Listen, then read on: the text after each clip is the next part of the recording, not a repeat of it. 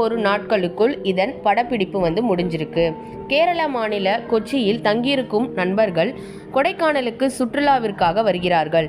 அப்படி வருகையில் கமலின் குணா படம் எடுக்கப்பட்ட குணா குகைக்கு செல்கிறார்கள்.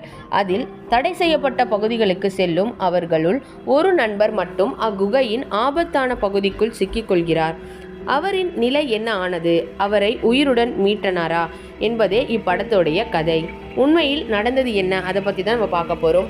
மஞ்சுமெல் பாய்ஸ் திரைப்படம் இவ்வளவு பெரிய ஹிட் அடிக்கப்பட்ட காரணமாக இருப்பது இப்படம் உண்மை கதையை தழுவி எடுக்கப்பட்டுள்ளது என்று காரணம்தான்.